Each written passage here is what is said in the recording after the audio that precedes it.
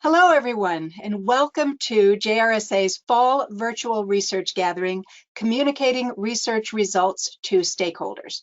My name is Susan Howley, and I'm a program director here at the Justice Research and Statistics Association. We know this is a busy season, and we are really glad that you are able to join us here today. Before we get underway, I have a few housekeeping matters. First, I want to remind you that you will be able to request slides from any of the presentations during this event as part of the feedback survey. You will receive a link to that feedback survey following the conclusion of the event. So we hope you'll give us your feedback, and remember that'll be your opportunity to request slides. Also, I want to remind you that questions for our presenters can be entered using the question tab, which you will find down at the lower right portion of your screen. Please do enter your questions at any time. Many of our presenters will be stopping at various points during their presentation to see if there are any questions. So as soon as you think of a question, drop it right there in the question tab. Thank you. Your questions will really help make this event a real learning opportunity. After our first two speakers today, we will be breaking into small groups.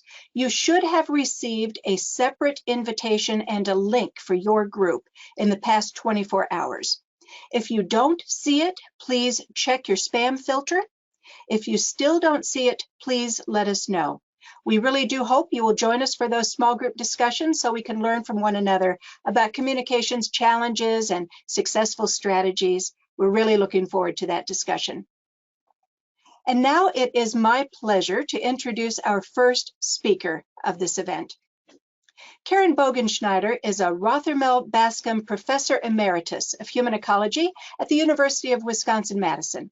Since its inception in 1992, through 2016, Dr. Bogenschneider served as director of the Wisconsin Family Impact Seminars, a series of presentations, briefing reports, and discussion sessions that communicate high-quality research to state policymakers.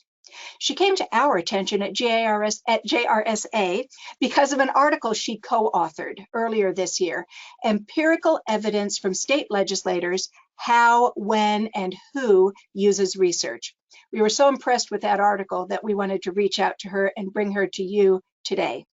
Dr. Bogenschneider has also just released the second edition of her book, Evidence-Based Policymaking, Envisioning a New Era of Theory, Research, and Practice, co-authored with Thomas Corbett. She has also conducted 5 national trainings for researchers interested in working with policymakers at meetings of the National Science Foundation, the American Psychological Association, and others. She was honored by Wisconsin State Legislature for her service to the state and was named the winner of the 2021 Wiley Prize for her research. She recently served as an invited panelist to advise the U.S. House Select Committee on the Modernization of Congress on Evidence-Based Lawmaking. That is quite a track record. You can see why we're so pleased to have her here with us today.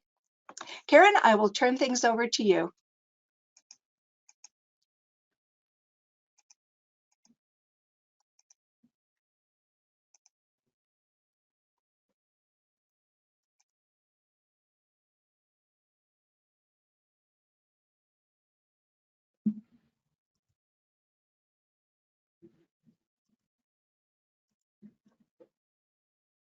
Hello, everyone.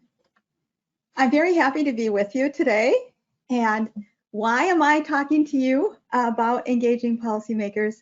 3 reasons, I think. Because I spent 25 years in the arena working closely with state policymakers. I headed up a recent study of 225 policymakers on their research use. And given this research and experience, I remain hopeful about the potential for research to improve policy making. Not every time and not all the time, but enough of the time for us to keep on engaging policymakers. So beginning in 1992 through 2016, I was involved in communicating research to policymakers in Wisconsin through the Family Impact Seminars. And these were a series of presentations and briefing reports and discussion sessions that communicated high quality, nonpartisan research to policymakers on topics that they identified. And these worked so well in Wisconsin that I headed up an institute, and we disseminated the model to a couple dozen states across the country that conducted over 225 family impact seminars on topics like prisoner reentry, sex trafficking, juvenile and adult corrections, healthcare, education, poverty, and so forth. And you probably haven't heard of it because to make the seminars a safe place for policymakers, we avoided press and publicity about it. Now, I'm also basing my comments on a recent study in which we interviewed 225 policymakers, and response rates in studies of policymakers are typically about 16 to 20%. And as you can see in this slide, our response rates range from 60 to 100%. So far, we've published 5 research articles and 1 book on the findings. Now, I'm going to begin with a question, 2 questions that I think are really foundational to talking about engaging policymakers before I turn to best practices. So first, I like to start my talks at the end. Do state legislators really want research? You know, if legislators don't want research, the rest of the talk is really pretty irrelevant. So I have a videotape of former Senator Luther Olson. He's a feed mill operator from Ripon, Wisconsin, and he served in the legislature for 27 years here in Wisconsin, and he has a very good sense of humor. Let's listen to Senator Olson.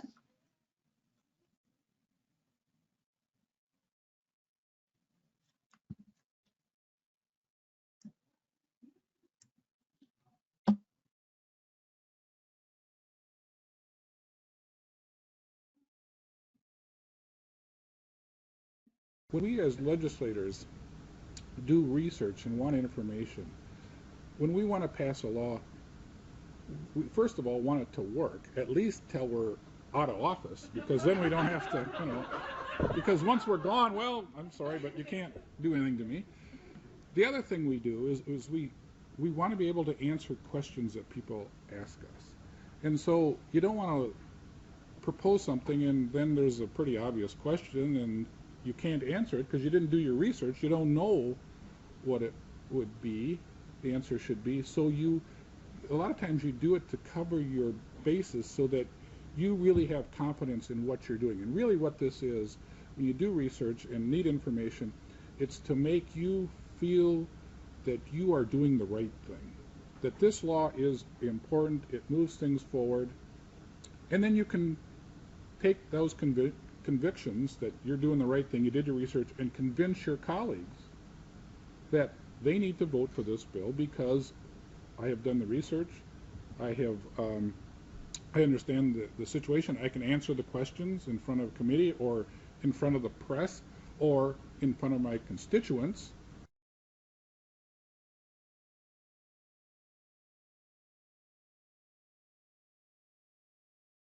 Thank you, Jason and Susan. Whoop, I got to show my screen again. There we go. Thank you, Jason and Susan, for making that possible. Should I X out this little thing? Are you seeing this? My GoToWebinar screen? We can see your slide screen. Okay, you can't see the little box on the right. No, we're good. We're good. Okay. Now, any good researcher would ask, just how typical is Senator Olson?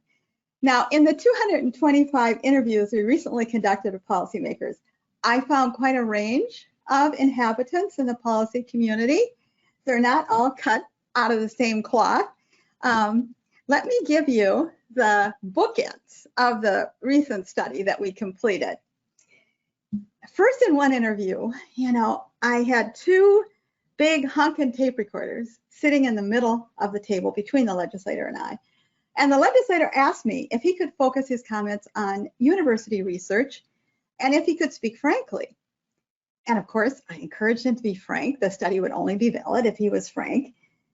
And then he looked me in the eye and he said, "Why would I want to use university research from liberal leftist eggheads? Most of the decisions we make are based on common sense. Besides, I could tell you how every person is going to vote on the major issues before the session even begins. Okay then. The other bookend was a legislator who I interviewed at his desk, and he had a credenza behind his desk. And it had rows of manila file folders, and they were just stuffed with paper. And he said these are his research files, and explained he keeps a research file on every issue that he works on. Now, from our most recent study, I can't tell you how many legislators fall into each of these camps, but I can tell you that the legislator with the research stuffed credenza received the most nominations from his colleagues as being the most effective legislator in his state. Now, I'm going to come back to that question of how many policymakers are interested in research from another study that we did. Now, another fundamental question is, can we communicate research to policymakers in ways that are useful? Now, I'm not going to talk much about the family impact seminars, but I wanted to mention just a little bit so that you know where my ideas are coming from, what they're based on. Over the years, the seminars have influenced the design of public policy and the way the policy process works. In Wisconsin, there was a law on prescription drug programs for seniors that was passed, and it included 4 features of other states' programs that we had highlighted extensively at the seminars. Now, did we cause that law to be passed? Of course not. You know, lawmaking is this very fluid, it's a very multiple influence process. But did we contribute to that law being passed? Perhaps. You know, in 2019, the enrollment in the senior prescription drug program in Wisconsin was over 87,000 seniors. And that's one reason we engage, is that policy change has such big, big impacts. As you can see on the slide, the seminars also contributed to laws on alternative diplomas for disengaged students, long-term care insurance, youth tobacco use, workforce training for low-income workers, and so forth. Now here we have another video of former Wisconsin Senator Mark Miller discussing the usefulness of research communicated by the seminars. Let's take a listen.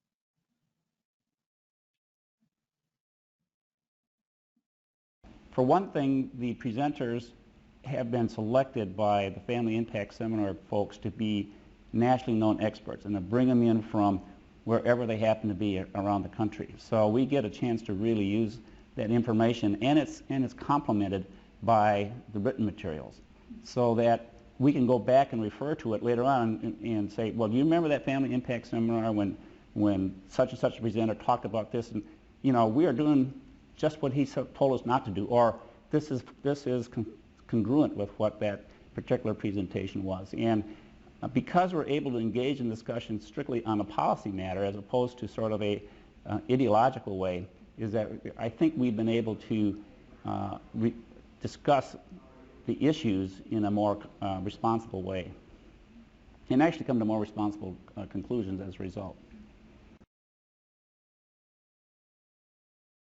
Jason.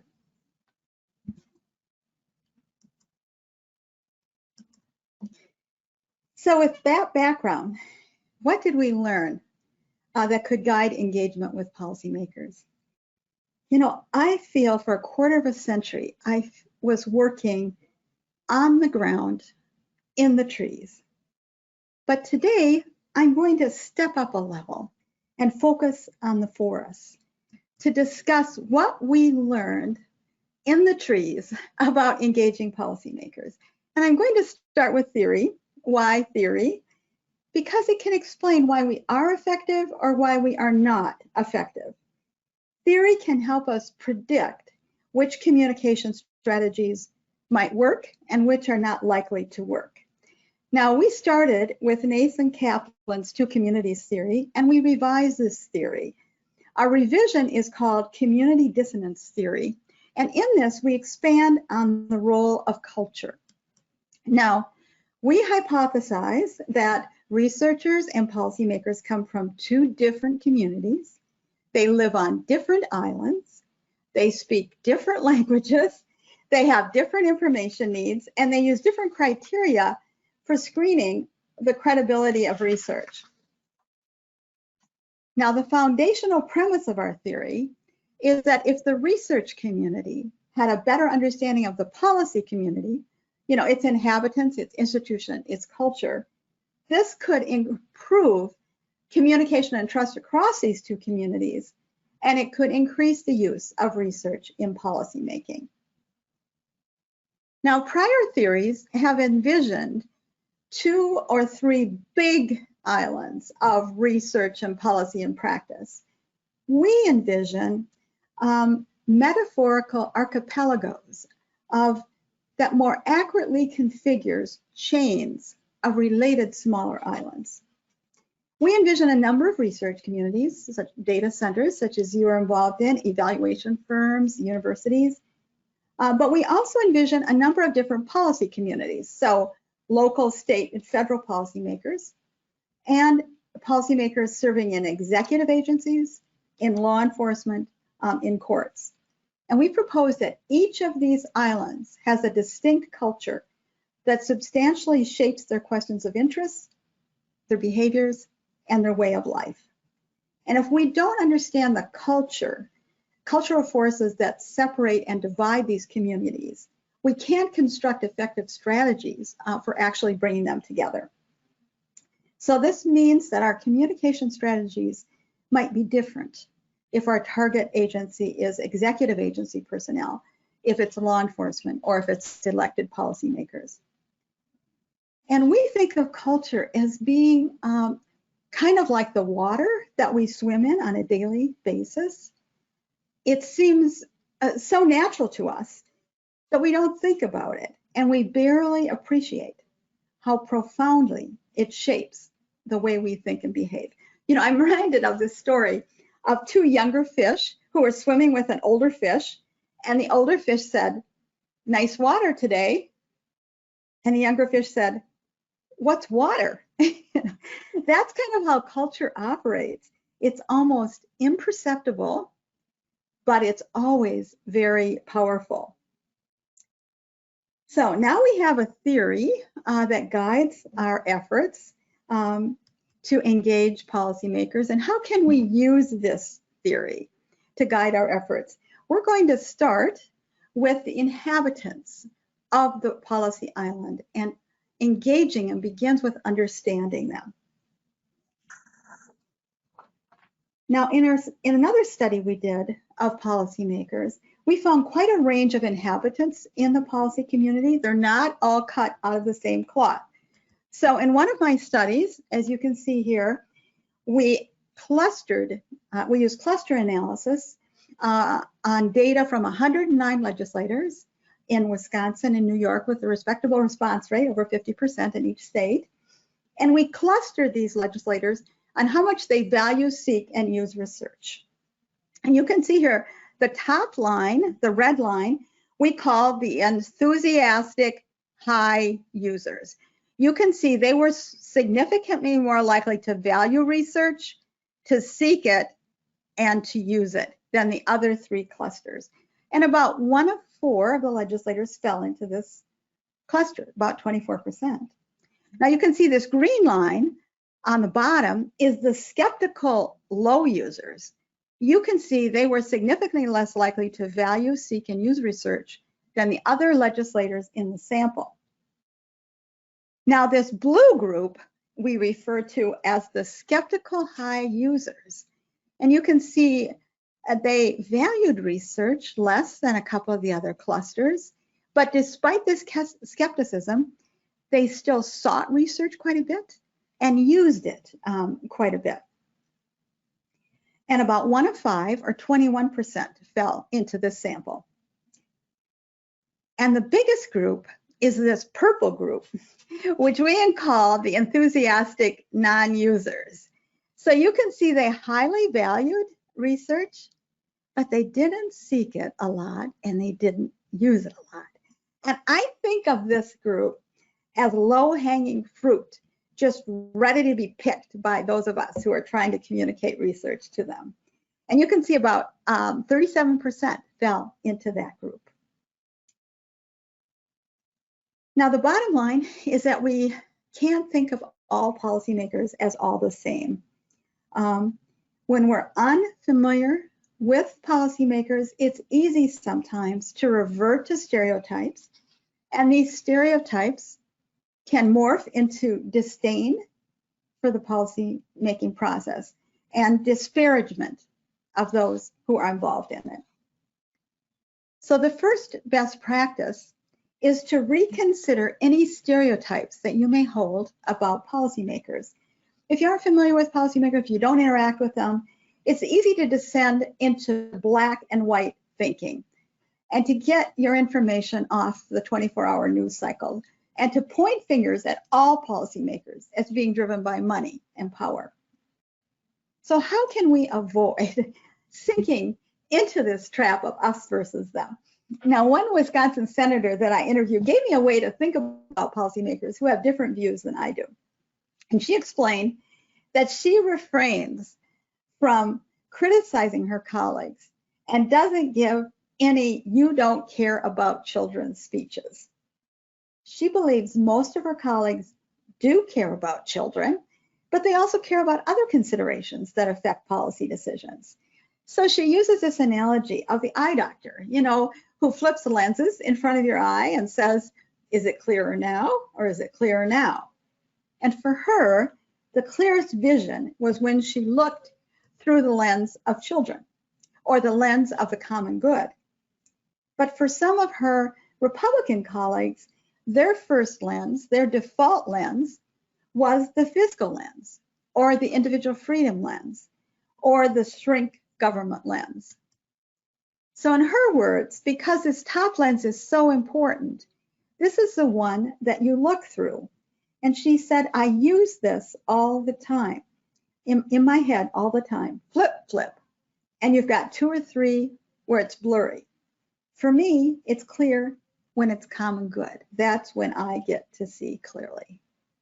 So when you're communicating research to policymakers, remember they're not all the same. Some operate on intuition and gut instinct. Others are interested in research-based information. So we need to find those policymakers who are interested in research and engage with them. So how do we do that? And that's the topic I'm going to turn to next, but I thought I'd stop now and see if you had any questions. And I know, Susan, you're monitoring the questions for me. All right, I want to remind people that you can enter your questions in the question tab. We have had one question come in already, and that is, have you noticed a change in culture or in these groups of inhabitants over time? Yes, we actually have. We interview legislators after the seminar, probably about 6 to 8 weeks after a seminar. We interview them and we use questions that we call attribution questions. So we say, because of the family impact seminars, I am quite a bit more likely to. And they can respond quite a bit, a little, or not at all. And if they say a little, we count it as a no.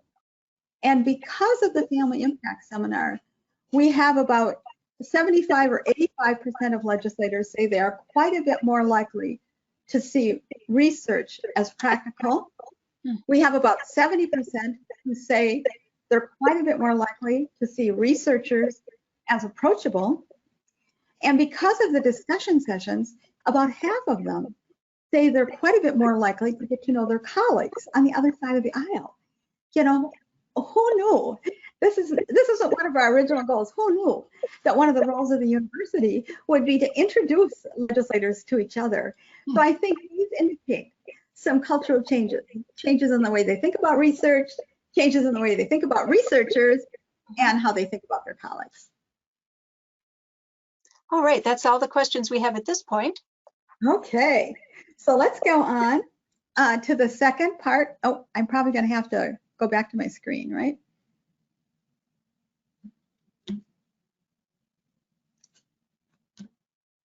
So let's see. Should I just hit show screen? Yes, we can still see your screen. Okay, I am seeing myself and not the screen.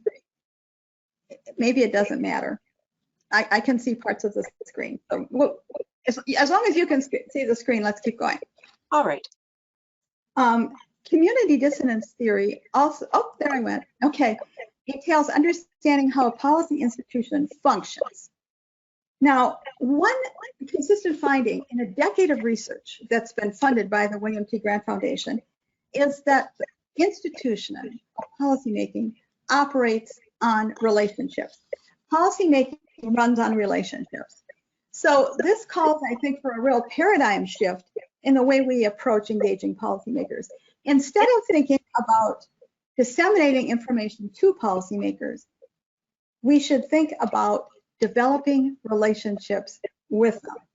Now, you can either build these relationships yourself, or you can turn to those who have already built trusted, productive working relationships with policymakers. So in our recent study of 225 state policymakers, policymakers told us that the first place they go for information is the source that they find most trustworthy, and that's the in-house legislative service agencies. Now, these agencies have different names in different states, but they're responsible for bill drafting, for budget and fiscal analysis, for committee support, and for issue research. So legislators told us that they know the staff in these agencies on a first name basis, and these staff respond quickly to the requests. Here's what a Republican told us. The reality is there are very, very few completely nonpartisan data sources. Anyone who's doing the research has got a stake in the game. Otherwise, why are they doing it? I haven't found a lot of nonpartisan sources unless it's one that's already been funded by the state. The Fiscal Bureau, this is a Wisconsin nonpartisan legislative service agency, we consider that to be the gold standard for data. So you can partner with these nonpartisan service agencies, and they then in turn will get the data into the hands of policymakers. Now, in most states, these agencies are nonpartisan, although I've come across a couple states where they are more partisan. Now, you also may decide to build these relationships yourself. And building productive working relationships with policymakers is not really that hard. You know, it's not about meeting a policymaker for a cup of coffee or a drink after work. This is about being sincerely interested in the questions that policymakers ask and they're dealing with, and showing respect for the expertise they bring to the table. You know, policymakers know some things about the process that those of us who are outside it will never know. So best practice 2 is to build relationships with policymakers yourself, or work with those who already have established productive working relationships. Karen, if I can interrupt for just one moment. Yeah. Your slides got off track a bit, so I am going to remake you the presenter and see if we can get back to the proper slide. Okay. Okay, now, yeah, there's my, show my screen. That's great, thank you. Okay, again, I'm seeing myself, but as long as you can see the screens, I think we're okay. Yes, ma'am, we're seeing slide 22. Okay, so let's return to understanding the institution of policymaking. And there's one aspect of it that really works to our advantage. Now, policymakers operate in an overly crowded world. Hundreds of bills are introduced each session. In Wisconsin, there's about 1,200 bills introduced in the Assembly each session, each biennium, and about 600 in the Senate. There's absolutely no way policymakers can read, study, and get to know all of these bills. So they turn to a readily available information source that they know and they trust, and that's their colleagues. So legislators specialize and they develop a reputation on a particular issue, and they're known as the go-to person. And they give advice to colleagues on what positions to take and how to vote. Now, legislators don't lightly bestow their trust in colleagues, because as you think about it, the whole system operates on trust. So if you give out information to a colleague that proves to be wrong, it hurts your ability, it hurts your reputation, and it hurts your ability to influence colleagues and your constituents, because they probably won't listen to you in the future. So policymakers work really hard to attain and maintain a reputation as a trusted information source. And Senator Olson kind of said that in that first clip. So this is, in our study, one of the main reasons that policymakers use research is so they can become known as a trusted and knowledgeable information source to their colleagues. So this is good for us, right? Because those of us who are trying to engage policymaking, this means we do not need a lot of relationships, but we do need relationships with the policymakers who specialize in our area of expertise. And I think one of the biggest mistakes that researchers make is they approach a legislator who's a friend. And this legislator may be a back pew sitter and not have an ounce of influence. But if we can locate and get our research into the hands of the go-to legislators, it can permeate throughout a lawmaking body. So I think of information sort of like an invasive species, that can spread throughout the legislature. And how do you identify these go-to policymakers? In general, like if you take an issue like corrections, there's probably one Republican in the Assembly, one Democrat in the Assembly, one Republican in the Senate, one Democrat in the Senate. And people who work with policymakers will know who they are. Advocacy groups, nonpartisan service agencies will know. Legislative aides will know. Or you could meet with your own legislator.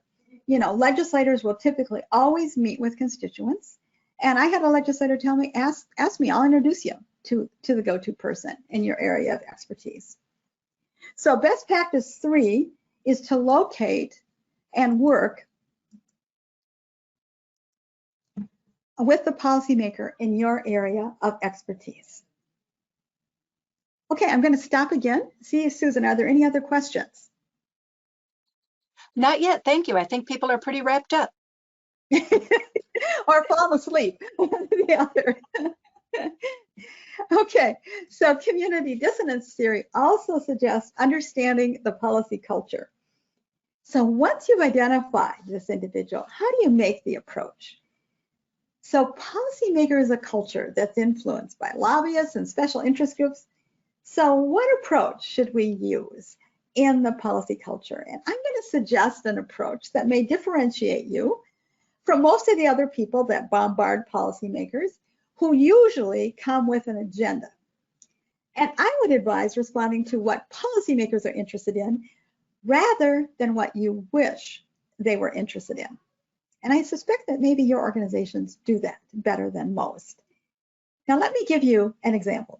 I was waiting in the outer office of a long-standing state legislator, and he had a whole bunch of people waiting to talk to him.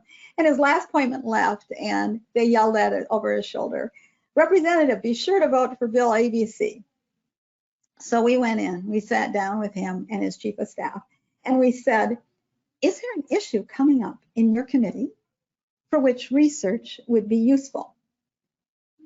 And his response was, "What did you say?"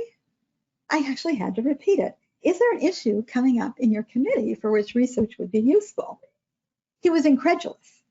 "You mean you're asking if there's any information you could provide to support my agenda rather than asking me to support your agenda?" Policymakers tell me they always have their antenna up to figure out what a person's agenda is. So if you want to stand out in the crowd, you could respond to their interests rather than asking them to respond to your interests. And I think it's more than just asking, it's digging into their question just a little. One researcher that I interviewed relayed a very compelling story. He told me that a policymaker asked him to generate cost estimates of guaranteed child support. So the researcher calculated why it would be good to start small to avoid the large cost of going big. The researcher later learned that the request came from a policymaker who was planning to run for governor and wanted to show a big effect regardless of what the cost was. So the policymaker decided not to make guaranteed child support a part of his gubernatorial campaign. And to this day, the researcher wonders what might have happened if he had done his homework about why the policymaker was asking the question. And sometimes when you ask about policymakers' interests, their responses may surprise you. I interviewed a legislator who had an extensive background in statistics and methods. And here is one question she told me that she couldn't get an answer to. How many pregnant poor women in the Medicaid program had all of their recommended prenatal visits? She told me she knew from 40 years of research how important these prenatal visits were, yet there was no system to provide this information to the legislator. So what she needed was descriptive data, was basic administrative data, incident data. And I expect many of you, from looking at your website, are really good at that. I found examples like, who are the people who populate our prison? The deaths of individuals in the custody of law enforcement, incidents of hate crimes, traffic stops by race and ethnicity, and so forth. Another way that we were surprised when we asked policymakers about their interests is the topics that came up. We learned in our study that research is more important on some issues than others. A former Republican explained that research can play a large role on non-emotional, non-sexy issues. For example, research may be more important for the million technical issues that are really the majority of the legislature's work and probably aren't going to be on the news tomorrow. So here's what he said. This is a Republican. There's no, quote, Republican or Democratic theory about that. And there's no big contributor to your campaign who cares about this. It's just like you're stripping it down to the essence of good government. It's like, no one really cares what we do here. Let's do the right thing. Those are the kind of issues where research can have a lot more impact. You got your big hot button issues that are highly politicized, which get all the attention in the newspaper, maybe 20% of the issues. And the other 80% are technical, yet very important to the government of the state. And I think you have a much more free rein to govern in an evidence-based way. Now for him, the technical issues that he worked on were like property tax appraisal and land annexation. And I talked with Susan and Mark about some technical issues in your field, and they said it could be things like, why are our jails overcrowded and what should be done about it? And what are the mental health needs of prisoners? And does this affect and should it affect where they're housed? So best practice 4 is respond to questions that policymakers are interested in. Another dimension of the policy culture is that policymakers operate in an environment where they can't make decisions on their own. You know, think about it. Decisions are reached through negotiation and compromise. So for this information to be useful in negotiations, a Republican told us the research had to be believable. And for believability, a Democrat told us that she always goes for the least biased information. And we heard repeatedly in all these interviews, it's increasingly more difficult to find the neutral source or the neutral research gatherer. Now, let me tell you a story about a Republican legislator who was nominated by his colleagues as the most extensive research user in the Indiana legislature. And when Congress was debating the Affordable Care Act, he said he had no clue which website to recommend as one that's middle of the road. Now, this was the most extensive research user in the Indiana legislature. And we found too in the study that using research in a policy setting has an additional layer of complexity. You know, policymaking is this deliberative process. Policymakers are negotiating, they're compromising. So they need to find information that's going to be seen as credible to their allies, but also to their adversaries, so they can convince them to vote for their issue. So it's very, very important that it be nonpartisan. So how do you think policymakers determine the credibility of research? You know, there's some of them that know research methods, but most of them don't. So they determine the credibility of information by the credibility of the source, particularly sources that are seen as reputable and nonpartisan to their opponents. I heard many stories that back up these claims about how important nonpartisan information is. Liberal legislators told me they would not use a liberal source because it would not be accepted to conservative colleagues. And conservative legislators told me they would not use a conservative source because it would not be accepted by liberals. So best practice 5 is to provide nonpartisan information from a credible source. Now I have another video snippet from the late Representative Tamara Grigsby. She was a Milwaukee social worker discussing how unusual nonpartisan information is in their culture.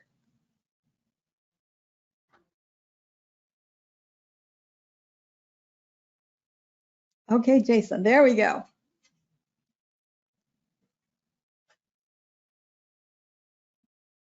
And also, again, it's objective, it's neutral.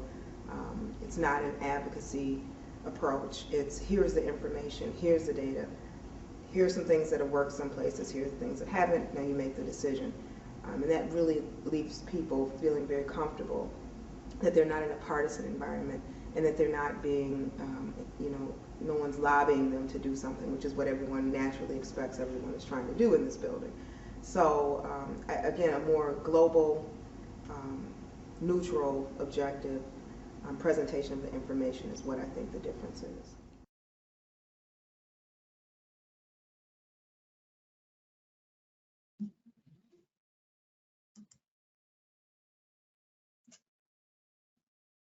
Now, another Democrat talked about the value of nonpartisan information, and I like the way he framed it. These are his words. Let's see, I think I have a slide of this. Yes. There was always a need for some sort of objective information, and it was very hard to find objective, nonpartisan forms of information to help you make a decision on an issue. So you need some sort of analysis of how this has worked in other places. Again, you don't want it to be slanted one way or the other. You want someone to be able to study something and say, okay, we've looked at it. We don't have a bias. Here's just the results. And sometimes it's even better if there's not a therefore you should do this at the end of it. Here's just the results. And you decide how you want to use that information. Now, this nonpartisan approach is hard to pull off. And I'm fond of saying that if it were easy, everybody would be doing it. And here's one of my colleagues. This is Dave Riley, a professor who was recognized by the American Psychological Association for distinguished contributions to science in the public interest. Let's listen to Professor Riley.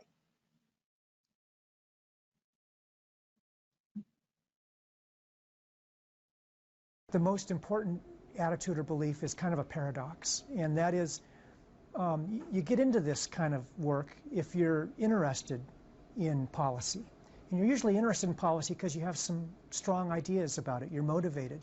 But in order to be successful at it, I think you have to have a stronger commitment to democracy than to your own political beliefs. And by that I mean you have to be committed to the idea that you might tell them everything that your field knows, and they might make a decision different than yours because they have different values than you. They were elected and you weren't. And you have to be okay with that. You have to say to yourself, I did my job. I told them what our science knows. It's not my job to make the decision. I'm happy that democracy works, even when it makes decisions other than my own. Jason, are you going to show that one so again? it takes this real fundamental commitment in democracy, which is the opposite from a commitment to your own political ideas. And yet it's your own political ideas that probably got you interested in the first place. That's not easy. A lot of faculty cannot do that. A lot of faculty, as you know, only understand the advocate role. And I'm talking about something very different from an advocate role. I'm talking about a role where you don't pretend that you are the one to make the decision. You're just the fair broker of information who can work with either political party and tell them what we know. They get to make up their own mind.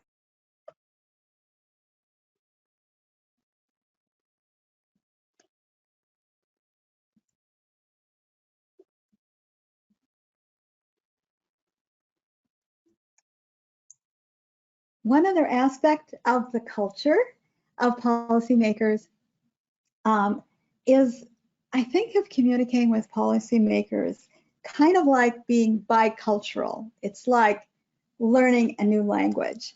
So best practice 6 is to learn to speak the language that policymakers prefer. The encouraging thing is that it is like learning a new language, but you can learn a new language. And I have 3 starting points for learning the language of policymakers. First, science communicators recommend communicating in fewer words rather than more words, in easy words rather than hard words. Yet they caution, this is not dumbing down, it's not oversimplifying, but it's rather using the fewest words to convey a great deal of information. So the ideal is not a soundbite. The ideal is not a simple idea. The ideal is a worthy idea, simply stated. Worthy ideas, simply stated. Second, the importance of the data you want to share can be brought to life with stories. Legislators told us over and over again how important stories are. And the stories that researchers tell are particularly important because we can tell a story that represents most of the people in the population. Policymakers hear a lot of stories in hearings, which is very true for the individual or the family that's telling it, but may not be representative of the population. So that's something that researchers can bring. And legislators told us they like stories. And there's in the new research on brain science, they find that our brains are hardwired to remember these concrete images. So stories are easier for policymakers to remember and repeat than specific numbers or facts. And in the policy culture, you know, remembering information is particularly important because policymakers take in information not only for their own use, but also to try to convince their colleagues to their point of view and to convince their colleagues to vote with them. And also, information can become more relevant to policymakers when raw numbers are broken down to show their practical meaning. For instance, a Republican told me that in the Wisconsin budget, they proposed increasing K-12 funding by $648 million. He was an accountant, and he said he broke it down into how many additional dollars every school teacher in the state would receive. That was much easier to understand. We convened a family impact seminar on prisoner reentry, and here's how we described it. In 1 year, 14,600 Wisconsin prisoners were returned to society. That's a big number. This is the size of the entire population of Bayfield County, or the combined student bodies of the state universities in Green Bay and Stevens Point. So in conclusion, I think one reason that the seminars experienced some success is that we avoided the trap, and I think it's a very seductive trap, of doing the same thing everyone else is doing. We operated using best practices that made us stand out from other people who were bringing information into the policy culture. So let's summarize here what we've been talking about today. We engaged policymakers with an open mind. in a culture where policymakers' motives are often questioned, we build relationships with policymakers or a trusted intermediary rather than just distributing information to them. Locate the go-to policymaker who specializes in your area of expertise in an elected body where not every member values research evidence. Provide information on what policymakers are interested in rather than what you wish they were interested in. Use an educational non-advocacy approach in an influence-driven culture and communicate information in the language that policymakers prefer rather than using the familiar language from your own culture.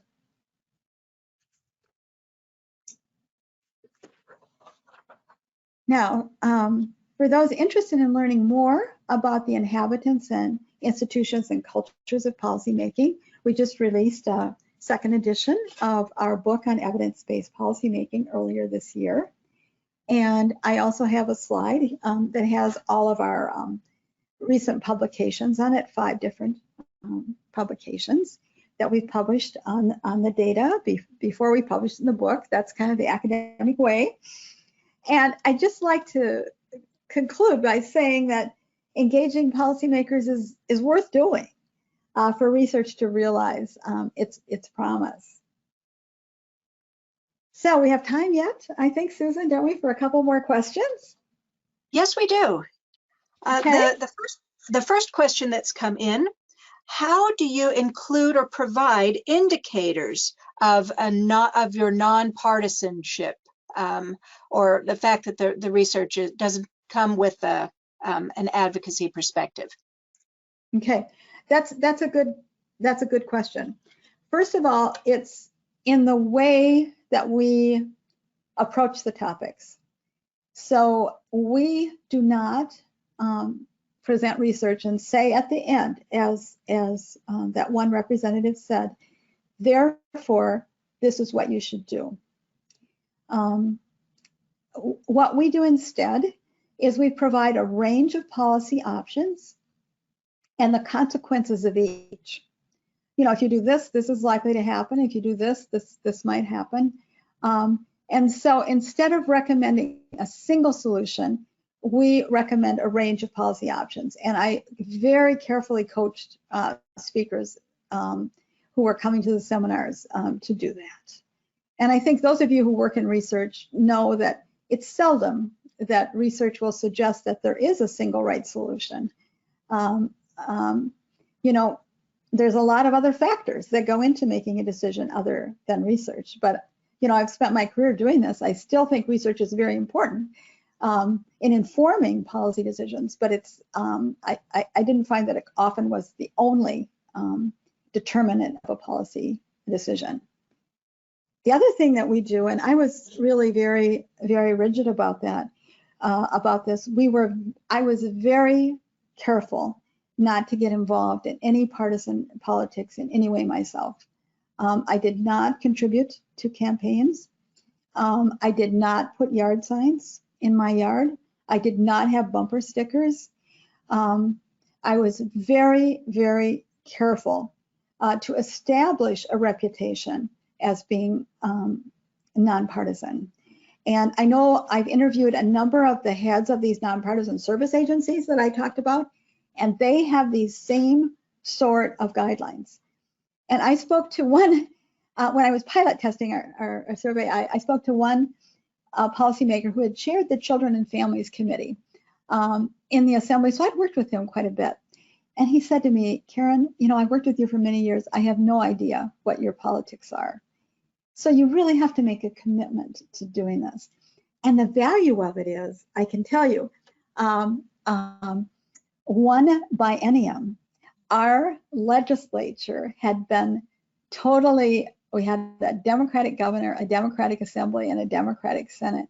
And it totally flipped to a Republican governor, a Republican assembly, and a Republican Senate. And we were doing a seminar a month after, probably 6 weeks after the election. And we were able to pull that off. And we did a seminar on it. one of the topics was on taxes. And I called the presenter and I said, oh my gosh, I think I'm bringing you into the hornet's nest. He said, Karen, don't worry. I'm not going to tell them what taxes should be implemented. I'm going to say, if you do this tax, this is what you can expect. If you do this tax, this is what you can expect. If you do this tax, this is what you can expect.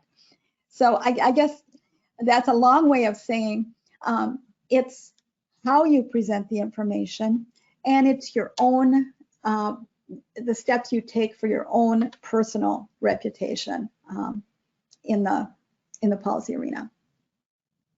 Thanks. Another question that's come in. Is there a preferred mode of communicating research findings? For example, paper materials, webinars, in-person meetings. Is having a phone call more effective than sending over a 2-page brief? Or is there no rule? Yeah, no, that's a very good question. The major finding in a decade of research on the use of research evidence by policymakers is that it's very relationship based. So you're going to be much more effective if there is a relationship of some sort. So I had one policymaker, one Republican, tell me, I would much rather somebody came in and told me about this rather than just sent me a 2-page fact sheet. Legislators feel they're very good at reading people. And whether they are or not, I don't know. But they're so used to operating on relationships that your research is going to be much more likely to be used if it comes with a relationship. Either you develop that relationship, and if you have an expertise in a particular area, as I tried to argue here, you don't need to have relationships with a lot of legislators. You need to have relationships with a legislator who focuses on corrections or human trafficking or whatever. Some researchers, I think, don't quite have the personality or the interest to really do the relationships themselves. So if that's, some researchers do such great research that I think their time is best spent doing that research. Others have the personality and the inclination to kind of want to get in the arena and get to know people and are willing to learn about the policy world. So you have to decide yourself whether you want to build those relationships or whether you're going to work through other people who've built those relationships. And, I recommended these nonpartisan service agencies because our missions as researchers and their mission are so similar, both nonpartisan, both wanting to help policymakers make better decisions. You just mentioned again that there's no need to know all of the legislators. Right. You need to know the go-to people. And someone is asking, is there an existing list of which legislators are the in-house experts on specific? Wouldn't that be nice? No, I don't think there's a list. But anyone who works, and it would be changing every election, right? It might change. People who work with legislators will know who these people are. So you either advocacy groups who do a lot of work with legislators will probably know who the go-to people are. These nonpartisan service agencies, I had very good relationships with them. They're just wonderful people. They will know which legislators specialize in which issues. Staff will know. If you know a staff person, you can ask them who's the Republican in the assembly who focuses on education or who focuses on correction. They will know. So you have to ask someone who has contact with legislators, or as I mentioned, go to your own legislator. I went to my own legislator and he said, who do you want to know? I'll even introduce you. I'll introduce you. So if you have a relationship with the legislator who you're in their district, that legislator would probably help you. They're usually very responsive to people, to constituents. Another question has come up that I think probably a lot of people in the audience could have asked. Our research, or criminal justice research, often does not have an aha finding. How can we still encourage policymakers to care about our work, even if it does not provide a solid, this is the answer, or here is the best practice? Right. you know, first of all, policymakers tell me they prefer it when you don't tell them that this is what you should do. When we interviewed legislators, they said, one of them, who was just a very bright legislator, said, you should write a policy abstract. You know, we all know how to write abstracts, right? But write a policy abstract. And he said the first part of it should be, why should I care about this issue? And then what did I find? You know, that isn't quite the way we write a research abstract. So you start with why? Why should a legislator be interested in it? And then what did you find? So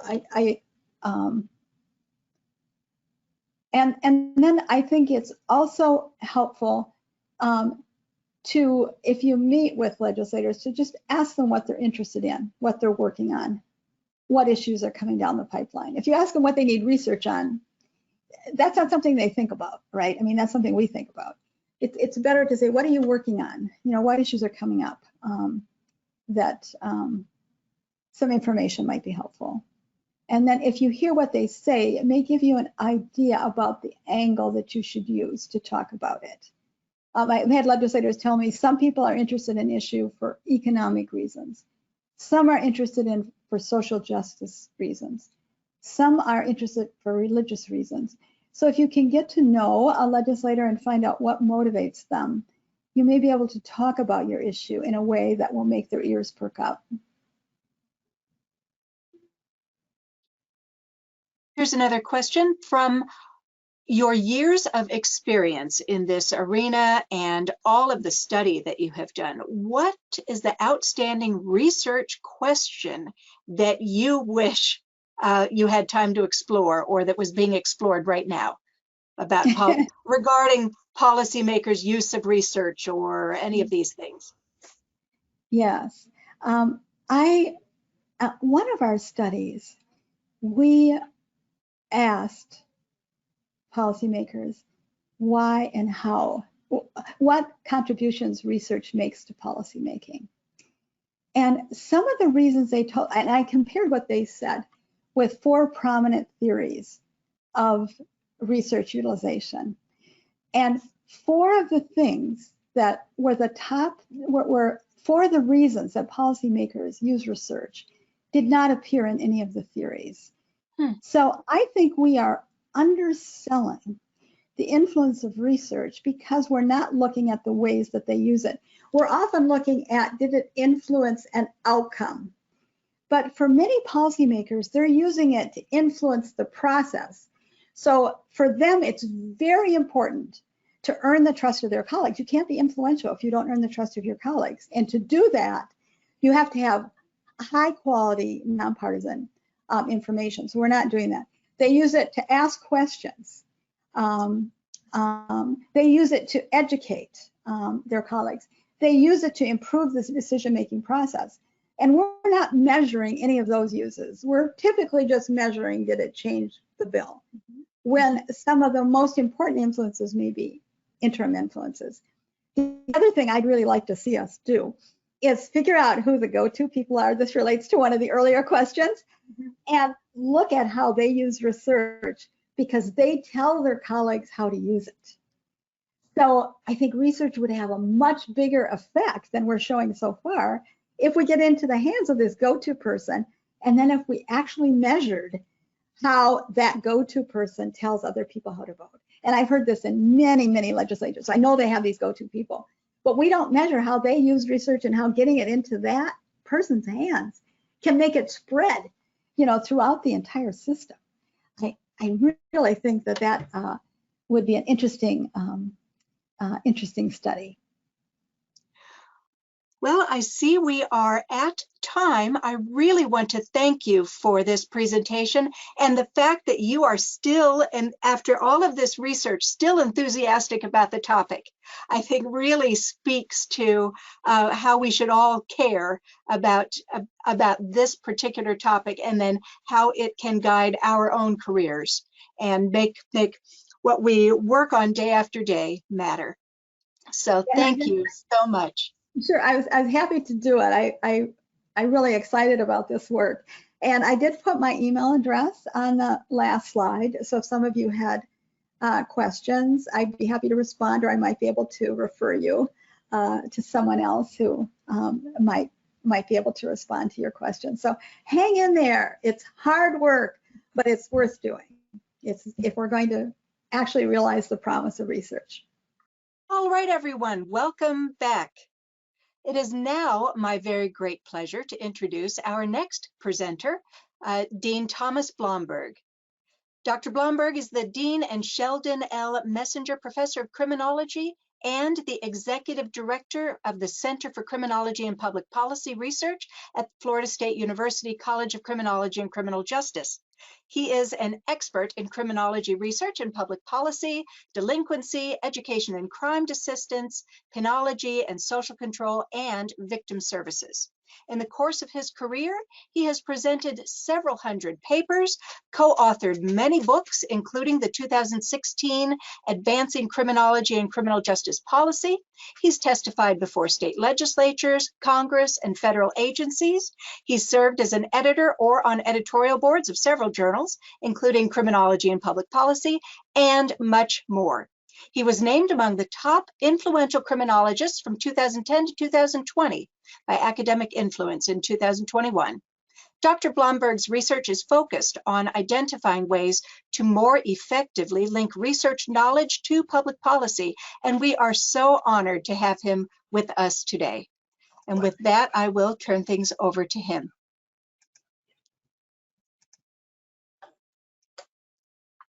Susan, that was very nice. I am really excited to be here and have an opportunity to share some thoughts and observations. In preparing the presentation, Susan and I went back and forth, and I think she was very eager to pull from me some very specific strategies. And while I wished I could share all the specific strategies that would empower each of you to overcome the power of politics and criminal justice policy, unfortunately, I don't have that information, but I do have some suggestions that I'll be sharing with you today. So I think what I hope to do, Susan, is go through the presentation and then have questions, or would you rather that I pause at certain points? It is totally up to you. I think most people are more used to having questions at the end. So Okay. whenever you, yes. Well, that's fine. However, if some question comes up, just interrupt me and I'll be glad to take it accordingly. Will do. Okay, thank you.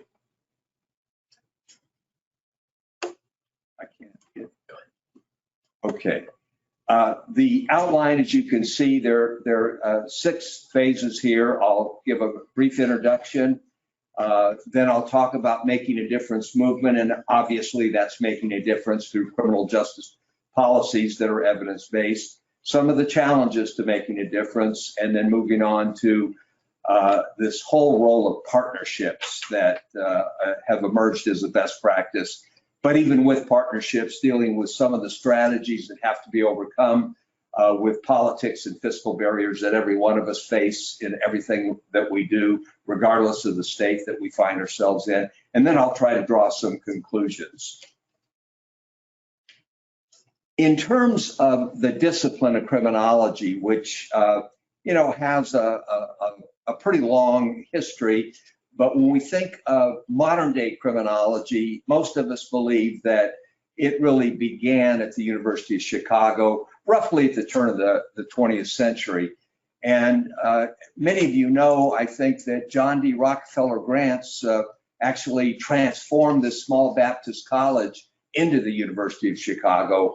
John D., as well as other fellow industrialists, were very concerned about the slums and the workforce problems they were having, and they truly wanted some corrective applied action to curing the slum problem to ensure a workforce.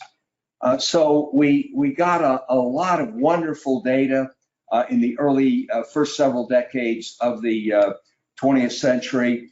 Culture conflict, concentric zone theory, Again, a lot of work going into the slums, looking at the social organization of the slums, and then trying to come up with an applied way to cure some of the problems.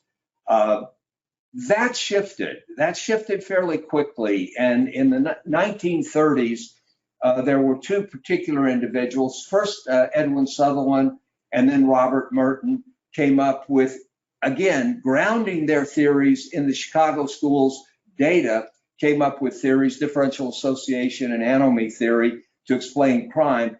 And that started a roughly 50-year focus in academic criminology on the causes of the offender and crime. What causes offenders to commit crime? That became the focus, and really it guided criminology, this search for the cause of crime, up until the 1970s. And while the 1970s didn't simply terminate that search, it certainly shifted the criminological focus. And for those of you trained in academic criminology, you know about labeling theory in the 70s and shifting away from the offender to how we respond to the offender. And that in turn led to several presidential commission reports from President Johnson and a major critique of the criminal justice system, in which the conclusion was that very system did more harm than good. Therefore, every effort should be made to avoid that system. And so during the decade of the 70s, diversion, deinstitutionalization, decriminalization, this was all a part of the reform rhetoric and strategies in the 70s. By the 80s, we still experienced another shift. And part of that was stimulated by the famous Martinson article that many of you, I'm sure, are aware of, published in the public interest, called Nothing Works. There was a broader belief that nothing was working. Our prison system, our traditional probation, parole, our diversionary programs. The belief was kind of throwing your hands up in the air that, nothing seems to work. And of course, we as researchers know that's not quite right. Different things work in different ways and for different people, but that wasn't the guiding policy approach at that point. It was the nothing works, and that, as we all know, led to a whole series of get tough reforms, moving to parole abolishment in many places, flat determinate sentencing, 3 strikes, 0 tolerance, and of course, mass incarceration. Pleased to say, in the 2000s, there was a shift, another shift. And that shift was in what we call the Making a Difference movement. And interestingly enough, this whole Making a Difference was going to be through evidence-based initiatives that, again, would inform the various policies and move beyond the failures of the 70s and 80s with things that did not work. Very, very importantly, during this shift toward evidence-based thinking, it was a major shift in criminology. We as criminological researchers, we've been doing a lot of research, but I don't know about most of you. I think I can probably speak generally. None of us were trained in policy. We weren't trained in how to work with policymakers. We were trained in theory and methods and statistics. We were trained in our substantive area. And so again, this shift toward making a difference, it was broadly accepted by many, not accepted by some, in part because it did represent a bit of a paradigm shift in criminology. But nonetheless, during the last 20 years, during this Making a Difference period, most criminologists, and it was recently reported in a survey in the criminologists feel overwhelmingly that this has been the most exciting and transformative thing that's happened to the discipline since its inception.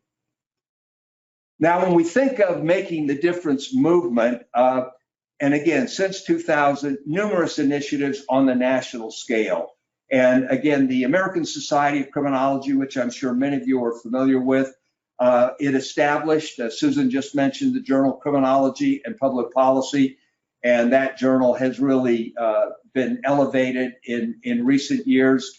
And having served as editor of that journal for 6 years, we held annual congressional briefings. We would pick special topics, and then we would bring the experts together. And I should add too, in these congressional briefings, we not only had the researchers, but we had some champions for that research as well. And I'm going to talk more about champions as I move forward. Beyond ASC, there was also a consortium that involved ASC, but also ACJS, the Academy of Criminal Justice Sciences, and the Association of Doctoral Programs in Criminology and Criminal Justice. There was a broad scale recognition that criminology, the discipline, needs to translate its research. We need to get involved. And, you know, I'm reminded when I mention this often, in teaching various courses that I teach, you know, you often wonder, you ask yourself the question, what's impeded progress? What's impeded progress? And generally, the student reaction is, well, lack of knowledge or ignorance, that sort of thing.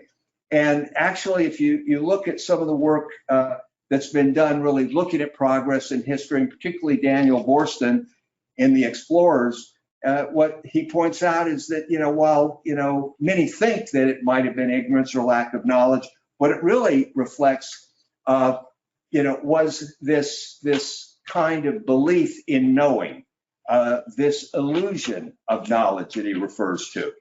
And again, I think what was happening in this evidence-based movement was, you know, criminology, you know, it's a very difficult field. Causal interpretations are elusive, but boy, we have a lot of good evidence and so on, and we need to bring that to bear. But within the discipline of criminology, in that third bullet, as you can see, the fundamental question was, you know, can we somehow reconcile the role of causality with best available research evidence? Some criminologists argue absolutely not. That, I mean, there are some of my colleagues, and we've been featured in different edited volumes arguing with one another. But I have some very excellent researchers that believe that any effort for criminology to get involved in policy without first establishing strict causality could do more harm than good.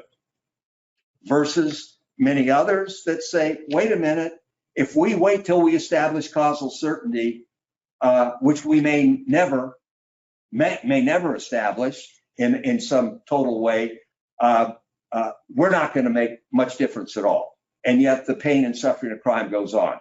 So do understand that when we start talking about the whole idea of translational criminology, there are those in the discipline that don't simply agree with it. And it's an interesting, but the overwhelming, I believe, majority do. And therefore, this is becoming a major, I think, avalanche in the field of criminology. And I do believe this, and as you can see by the next to the last bullet, most of us, I am in no way saying we should not search for causality. I've been searching for causality throughout my career.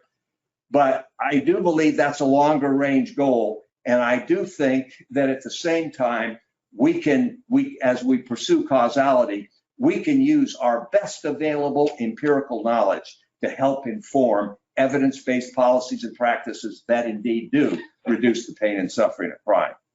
So in that regard, how do we employ this best available knowledge? The question is to target the problem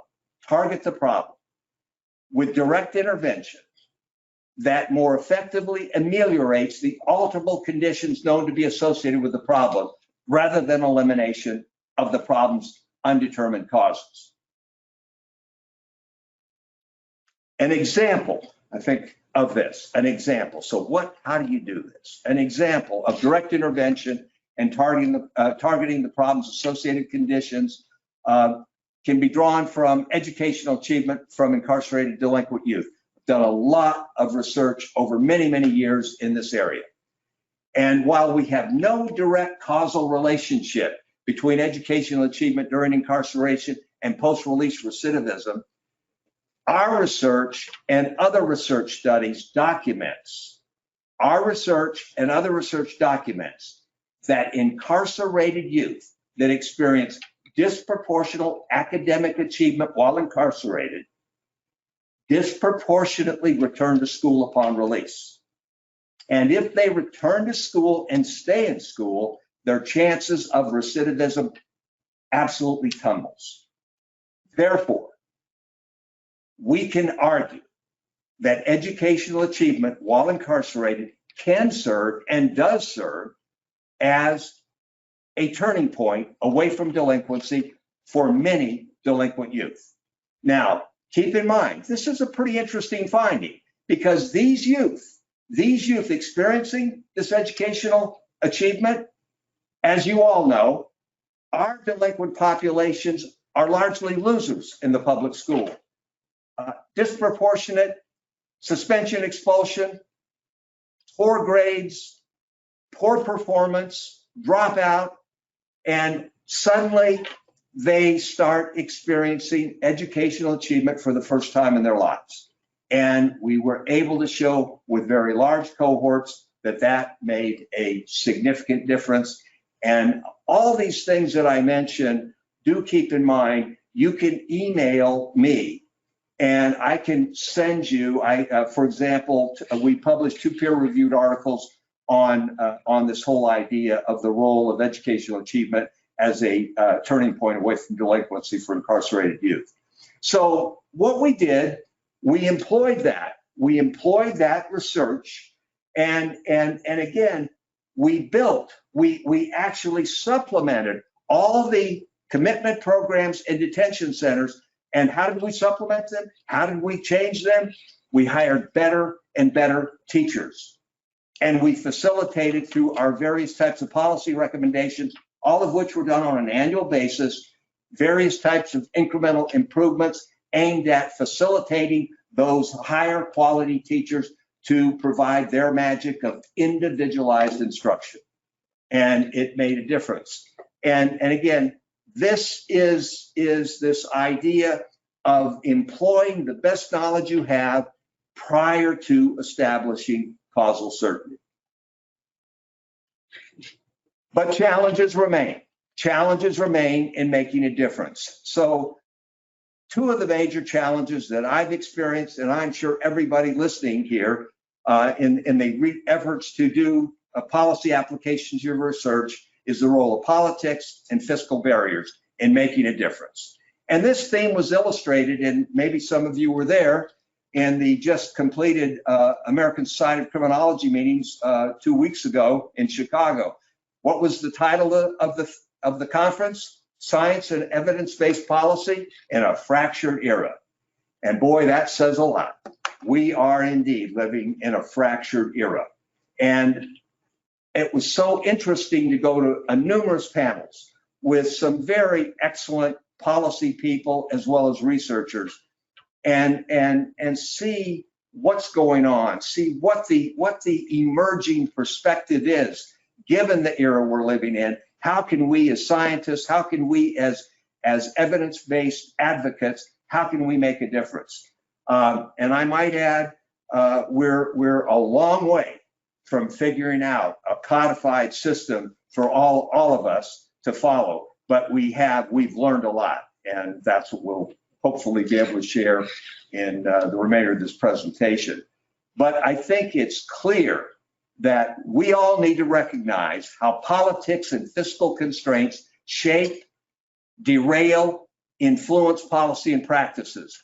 And I believe, and it's my contention here, that we all need to take proactive steps to help reduce their influence. Now, the previous speaker, I completely agree with the previous speaker who pointed out that one of our jobs, and I've written this a lot in my own work, one of our jobs is not to come and say, do this. I agree completely.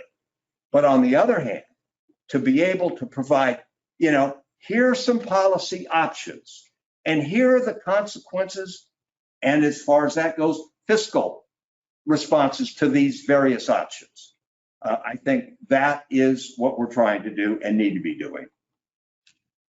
So I want to give you an example of the challenges of making a difference. I thought that moving from the abstract to a project that was true and dear to me for many, many years. And it's the project I just referred to on juvenile justice education. And I want to use this example merely as a way to tell you that your best efforts, your success with demonstrating effectiveness can be derailed, and they can be derailed overnight. And yet, frankly, had I known more, had I been more proactive, I don't think the derailment would have occurred. Of course, that's my optimistic reflection. So from 1998 to 2010, I was a principal investigator in what was known as the Juvenile Justice Educational Enhancement Program. This program developed in Florida in response to a federal class action suit called the Bobby M.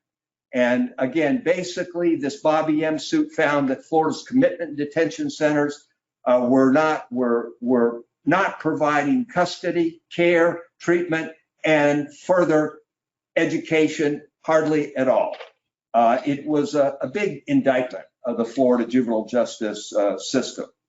The resulting consent decree required Florida to provide incarcerated delinquent youth with special vocational alternative educational services equivalent to or better than those in the public school, and very importantly, included the implementation of a quality assurance system that would be driven by research, a quality assurance system driven by research. And this was an annual quality assurance event that took place in every facility, but we not only visited them for the annual quality assurance, we did follow up and so on, and I'll talk a bit more about that briefly later. Now, the responsibility for complying with the Bobby M was shared by the Florida Department of Juvenile Justice and the Florida Department of Education. And the two of them awarded a contract to the College of Criminology and Criminal Justice to fulfill these functions. Now, very importantly, in writing, they developed an RFP, we responded, and we conceptualized this consent decree requirements into 4 interrelated functions. And those functions included quality assurance, but not merely a gotcha. If we found problems, we provided technical assistance. We did research, and therefore we were continuously improving the standards and performance of those schools. And then we made annual policy recommendations. And again, all of this aimed at not standing still, continuous quality improvement.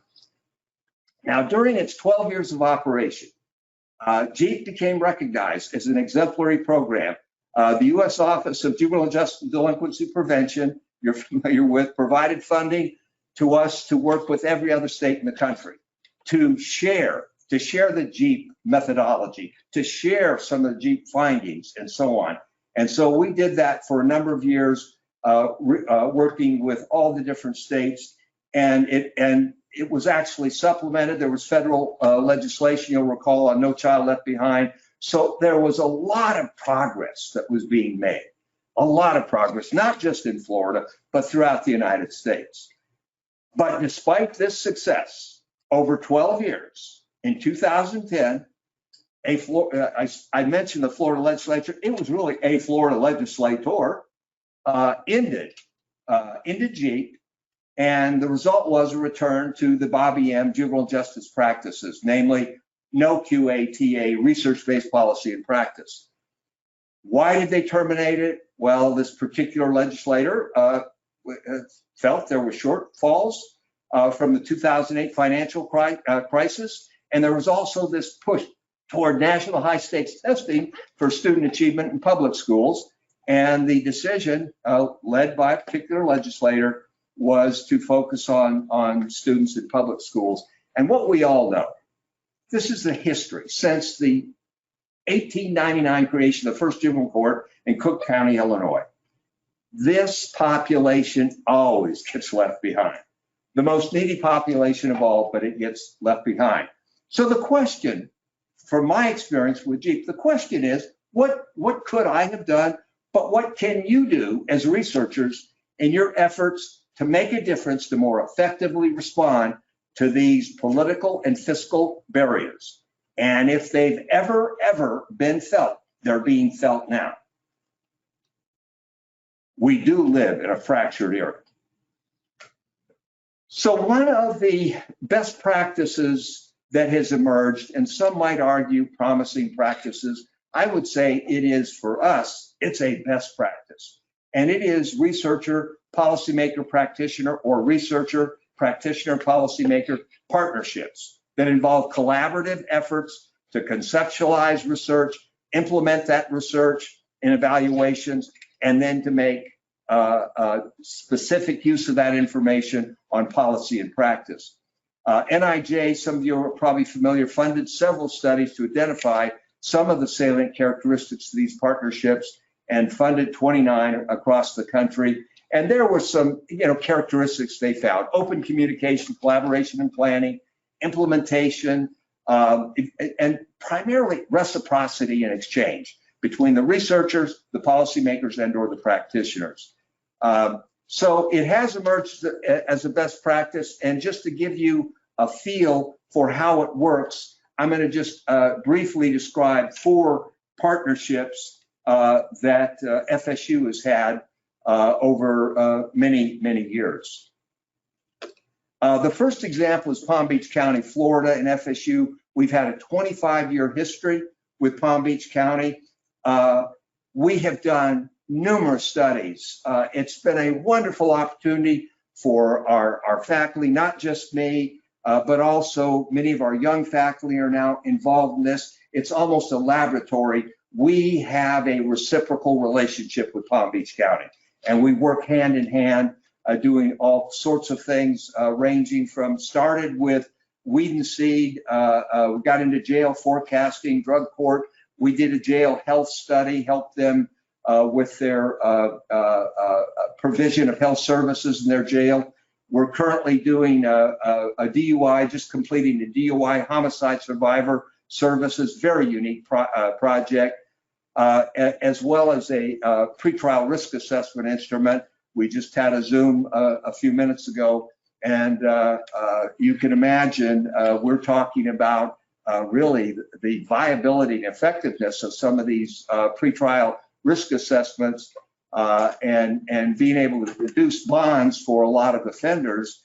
And so they had a meeting just a few minutes ago, and the bail bondsmen were there, so you could see the evidence base and the politics, oh boy, colliding.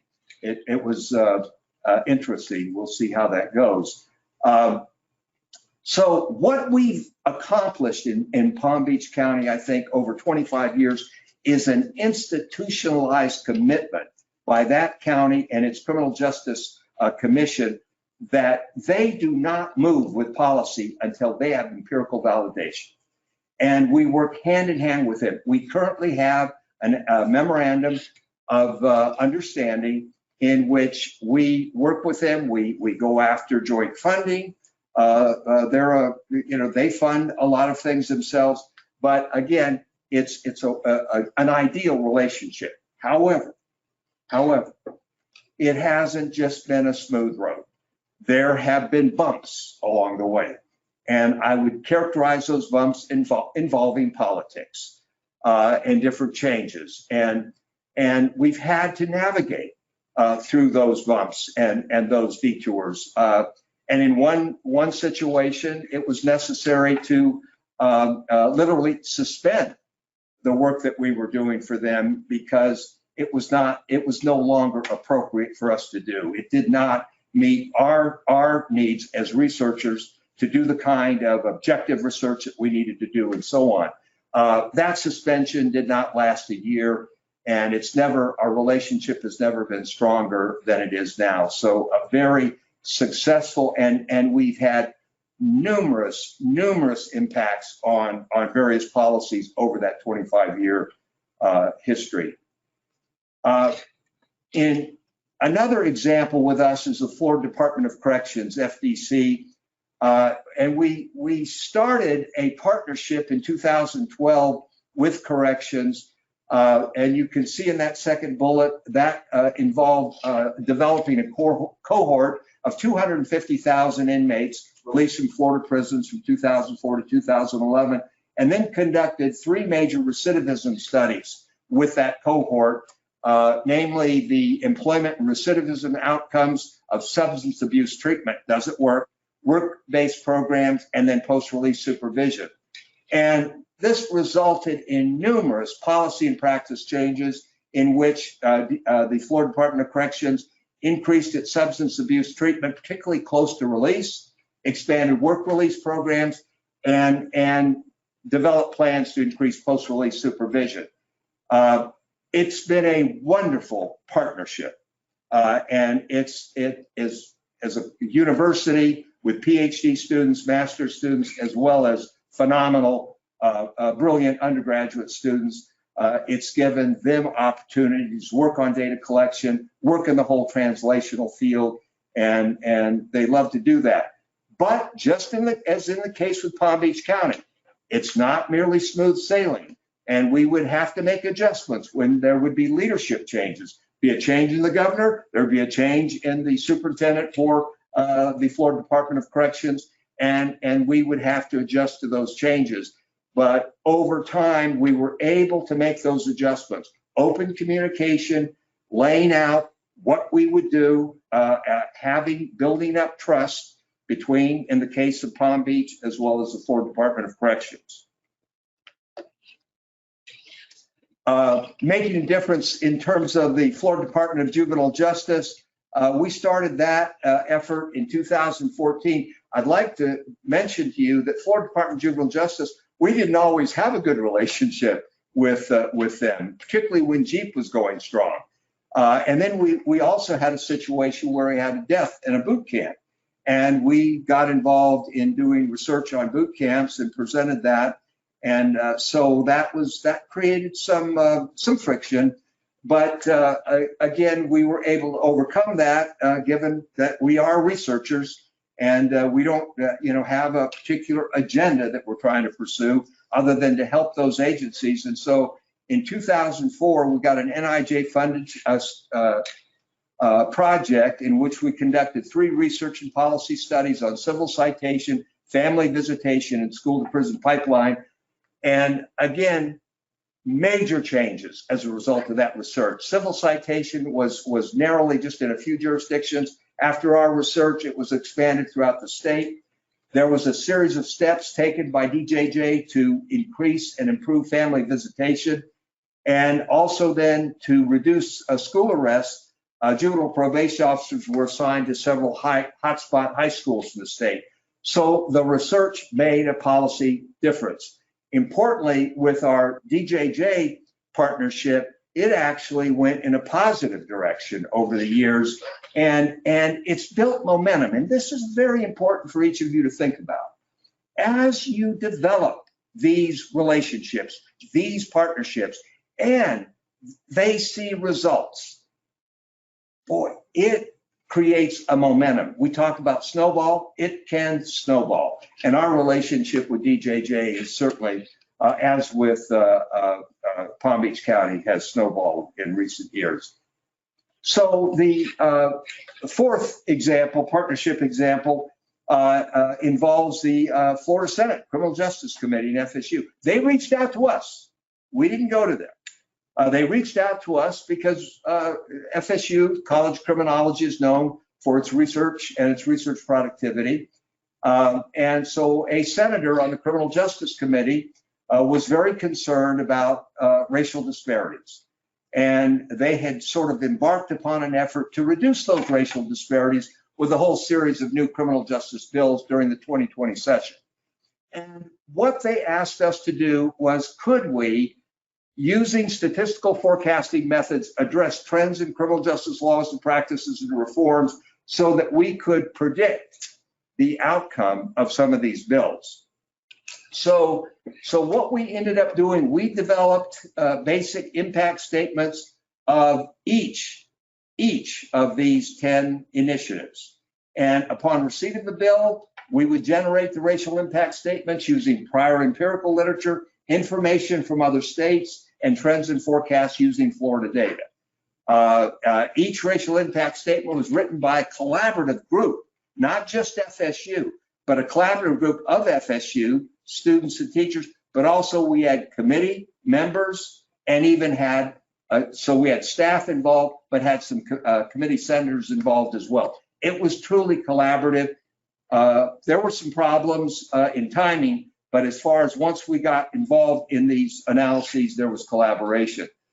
Ultimately, most bills included restricted eligibility requirements that, according to the senators, without those requirements, those bills would have been dead in the water, okay, for passage. And what we found across those bills was because of these restricted eligibility requirements that were based on prior history, where the disparities exist, the bills were going to have very limited, if much impact at all, on racial disparities. We didn't quit there, though. We interviewed the senators, said, look, we've done this research and we found out a problem. We need to get involved early on in the drafting of the bills so that we can use evidence to help you formulate these bills to better ensure that they will fulfill the ends that you have in mind for them. And currently, a very exciting initiative that we're involved in, and we have a champion working with us, a very powerful champion, but we're working on the implementation of an annual Florida Criminal Justice Summit that will involve multiple stakeholders, citizens, criminal justice personnel, legislators, and we want to build consensus on needed evidence-based CJS reforms. So we hope that we are going to be able to implement this on an annual basis. We feel that would be a big, big asset to the state of Florida. So in sum, what can we draw from those 4 partnerships? First of all, they had direct and indirect policy and practice outcomes. I don't think there should be any doubt about that.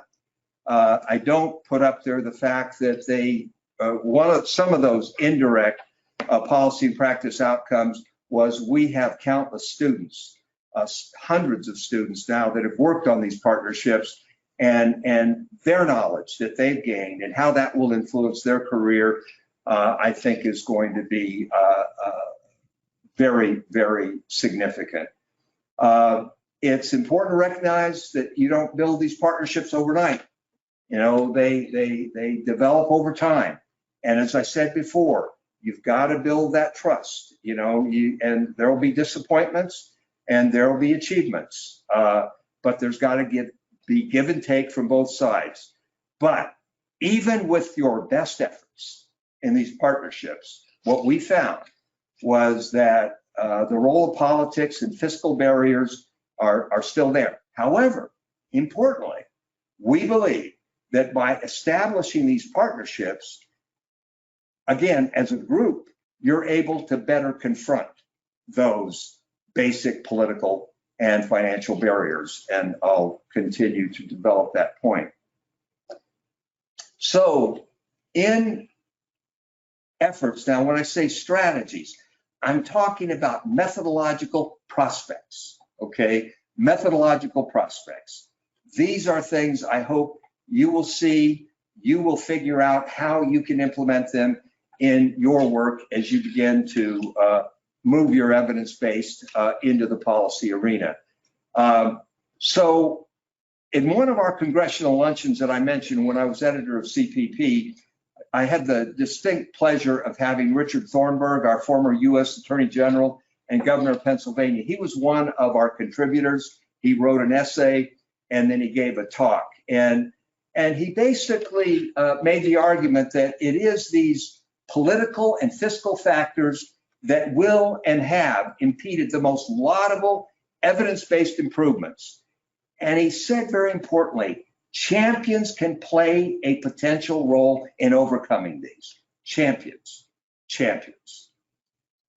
Thornburg argued that it's incumbent upon researchers, policymakers, practitioners to work together as partners to identify and reach out to these potential champions. These champions could be in the legislature.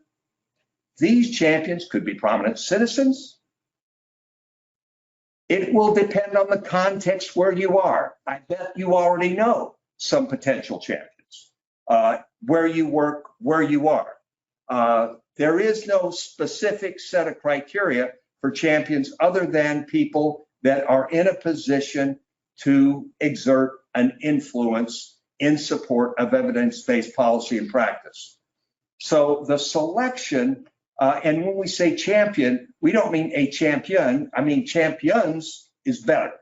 But having those people, your previous speaker, again, excellent point made about the idea of relationships. And I couldn't agree more. Building these relationships, and champions help you build those relationships. They know the key people. They can get you time with those key people, and they will. And if they support your efforts, it moves you up that ladder. The role of champions, I think Thornburg is absolutely correct. And I will tell you later, we have a champion that we've been working with, and we're not trained, and most of you, we're not politicians. We understand some elements of the policymaking process, but we don't know all the negotiations, all the things that go on.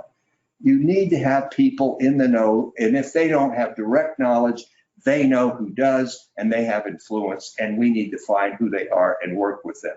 Now, two additional strategies that Thornburg mentioned was in dealing with these barriers, the use of public opinion surveys. What's the big thing? You always hear them talk about public opinion. Well, my constituency says X or Y. To be able to say this is what the public says, that's a very powerful tool. And then projected fiscal cost savings assessments. And you're researchers, you know what we can do with these fiscal cost savings. Using time series, we can deal with a whole series of different projections, and those projections are based on facts. I've done testimony in front of Congress, and I was talking about juvenile justice education, and then I did some fiscal cost savings projections. Well, there was some interest in the substantive area, but there was more interest in the whole idea of the methodology of coming up with those cost savings assessments. Again, I think using time series, using the costs of crime, there's a lot of information out there. Again, if you have questions about this on public opinion, we're using a different public opinion strategies with a RTCC. We're evaluating the Real-Time Crime Center. Notice an interesting thing. We've got real-time crime centers exploding across the United States, but nobody is involving the community in which these centers are being placed. The community is not having a role, and so we're trying to rectify that, and the program we're working at. But again, email me. I'd be glad to send you the congressional testimony and the methodology that I use there, as well as the survey methodology that that survey methodology it's just getting more and more refined and more affordable. So again, think of those things. But I think what's important for all of us is we need to realize we're going to have failures, we're going to have some successes. We need to share those.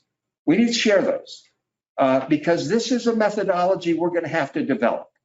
And some of the things are going to be contingent, others are not going to be so contingent. So I think sharing our failures as well as our successes, JRSA would benefit greatly, but the wider audience also. And I do believe patience is going to be the key. With all of this, there's disappointments. We all work very hard in our research, and we're passionate about that research. And then we find things happening. When Jeep went under, I've had a wonderful career. I wouldn't feel sorry for myself, but did I feel horrible for the thousands of kids across this country when that situation occurs. So in conclusion, I think hopefully you've seen over the past century, criminology's had an uneven development, both as an applied and a scientific discipline. I think now many of us are at the point, and I really would encourage you to, with your research, go through peer review also. When we talk about champions, when we talk about working with policymakers, having that peer review support is very, very helpful. And again, I think that most of us feel, we can do both. And I do feel that the use of champions in overcoming politics and fiscal barriers is a very promising practice. I list here just a series of publications. This shows the science side of those partnerships over a small period. Actually, the numbers are a lot bigger, but I think it's very, very important to realize that having this type of peer review and these types of peer-reviewed findings, that makes your job with your champions and your policymakers, I think, potentially more compelling. So, I'll summarize this very quickly. I think I'm running out of time. If you look at the time lag between health research and policy, it's about 17 years. I think we have no studies on criminology, the time lag between we find these findings and when do they stop finally. I think we're probably longer than 17 years if you look at the different cycles we've had. But I do think that given what's happening with translational criminology, given the role of partnerships and so on, I believe we can significantly reduce that time lag. And I do believe that we're going to find that we can have a much greater policy impact with champions and also with other strategies that include surveys as well as fiscal analyses. Before I stop, let me just conclude with this, because this must be on everyone's mind. I know it's on mine. If you saw a week or so ago, there was the run on Philadelphia, just reached the plateau, 500 homicides, and it was in middle November. So let's just think about that and what we're talking about, this fractured era that we live in. What we may be experiencing as I speak to you is we may be experiencing a decline in what's always been the decline in crime. It may well be evaporating. As each of you will recall, in the early 1990s, nearly 25,000 people were being murdered each year across the US, and that was less than in the 80s. But then something happened. Between 1993 and 2019, the US crime rate fell by roughly 50%. 50%. Why the decline? Oh, there are various explanations, including punitive sentences, mass incarceration, improved policing, less use of cash, drugs, alcohol, etc. But the precise cause remains unknown. Then in 2020, and we're seeing it in the paper, we're seeing it on CNN. In 2020, homicides rose by 30%. 30%. Those who remain calm will point out to you that the US is still safer today than it was in 1980, in which in 1980 there were 10 per 100,000 murdered each year. And in 2020, there's only 6 per 100,000 murdered each year.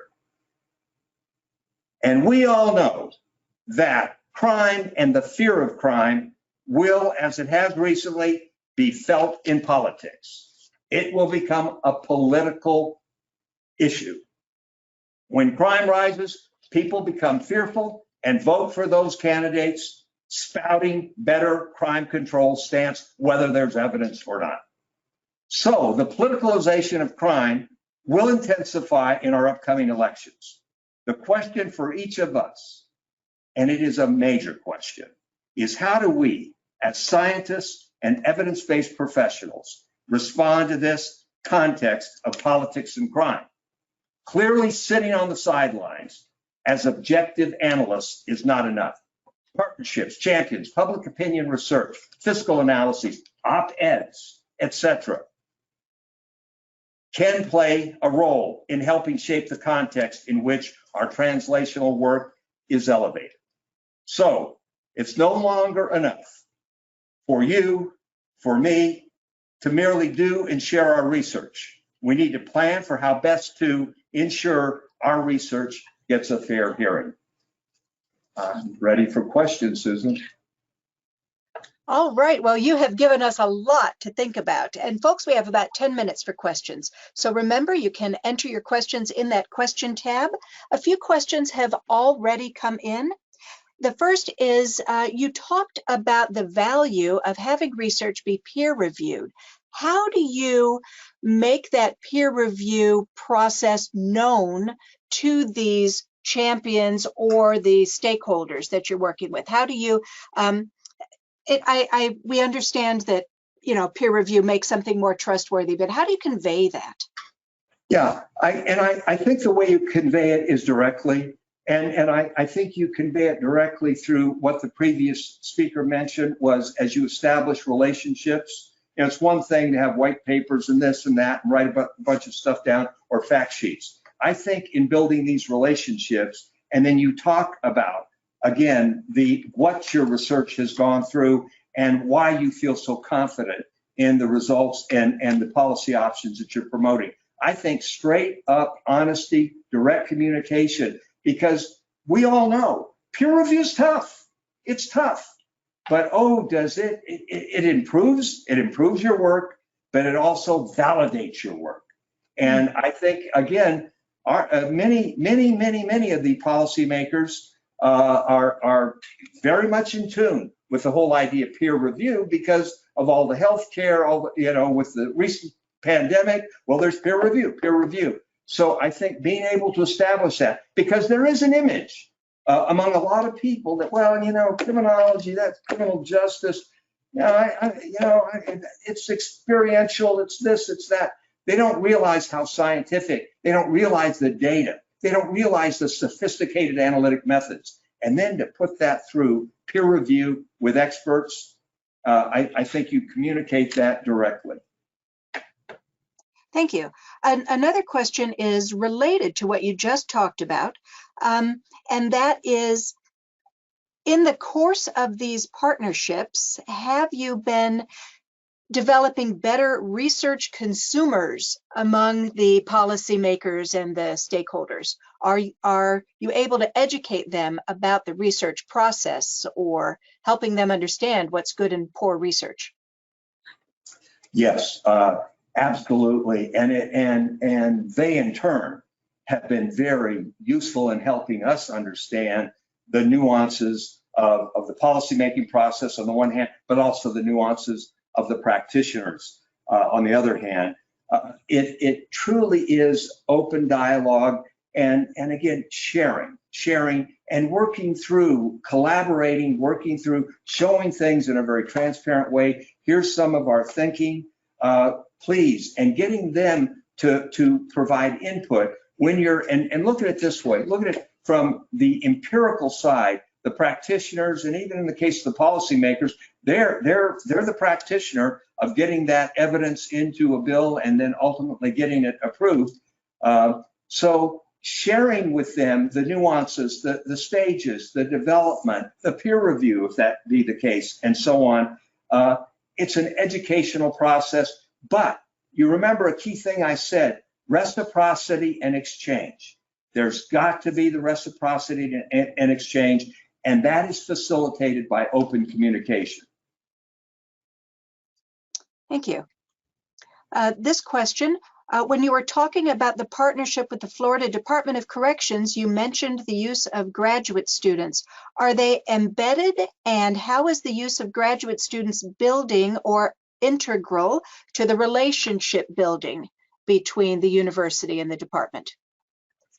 That's an excellent question, and one of the things that we're doing, and we'll be glad also to share our course syllabus. We're building translational criminology and politics into our undergraduate and our graduate curriculum. So we're taking this very, very seriously. Our tagline is research brought to life. That is the College of Criminology and Criminal Justice. That's our tagline. And so our students, undergraduate as well as graduate, we feel that translational criminology is a transformative educational experience for our students, whether they're undergraduate or graduate. What I mean by that is we have, Florida State is blessed in the sense that Our freshmen come in, they're just such a talented group. We have wonderful master's and PhD students, and they've mastered the idea of absorbing knowledge. They've mastered it. They know how to do that. But given the fractured era we're living in now, that's not enough, in my opinion. They have got to get, we talk about critical thinking skills and all that. Yes, yes, yes. But also, they've got to learn how to create knowledge. They're getting the opportunity to contribute in a collaborative way on the creation of knowledge and to see how that knowledge works its way into laws and policies. So again, our students are part of our intellectual community. It's not the students and the faculty we're a whole. And when we work with, and some are embedded, by the way, in the agencies. The agencies love working with them so much they hire them. And so, and that's good and bad, but no, it's more good than bad. But again, we have an intellectual community, and when we're working on these partnerships, these practitioners, or in the case of the Florida senators, they became a part of our intellectual community, and you have to work at a common task, and that's getting them to articulate what their goals are. What are their goals? And then figuring out, okay, how can you work with them on those goals, and having some goals of your own as well. Thank you. Another question, much of the research that would help support evidence-based policy utilizes quasi-experimental designs, which can be tough to explain to non-research audiences. Any strategies you can suggest for building support for such methods amongst legislators and policymakers? Yes, simplify. So I mentioned Palm Beach today. We are moving toward random assignment, and we've done random assignment with the Florida Department of Corrections, and oh, what a nightmare. It took us several years, and this was on drug treatment, and it took us several years to do. And that's just to do it, let alone then to explain it. I really believe to do it is still harder than to explain it if it's a pretty long range thing. But I do believe what you have to do is you have to have strategies, and this is where partnerships come in, where you have a question, you have these results, you have a quasi-experimental design, you have these results, you have partners, you have a champion, you sit down in a collaborative way, and now how do we go? What is our next step? What's the best way to communicate this? Should we do it this way? Should it be face-to-face? Should it be in some sort of white paper? Should it be, what should it be? And so I think working in a collaborative way to do that. Yes, it's tough. You certainly just don't send senators peer-reviewed articles that come from criminology or Journal of Research and Crime Delinquency. Maybe they'd be interested in the abstract. So you have to figure out what are they going to absorb, and you have to be strategic. You don't have to lay out, well, here we did step 1, 2, and 3. You have a purpose in mind, and you want to achieve that purpose. And so you narrow in, what is it we're trying to accomplish here? Obviously, you're true to your data, you're true to your findings, but at the same time, you're strategic. Great. I see that we've reached the end of the time. I want to thank you so much for this presentation. I know I've learned a lot. I've gotten a lot of ideas. I'm sure that our audience has as well. And we are so grateful that you agreed to speak to us today. So thank you. Yes, thank you, Susan, and thank all of you for hanging in there with me. And again, anything you want as far as follow-up, if you want materials, just email me. You can pull up criminology and so on, just email me, and we will see to it that we get you what you need. And we look forward to seeing more in the way of translational efforts. Thank you. Thank you. Thank you so much for that offer.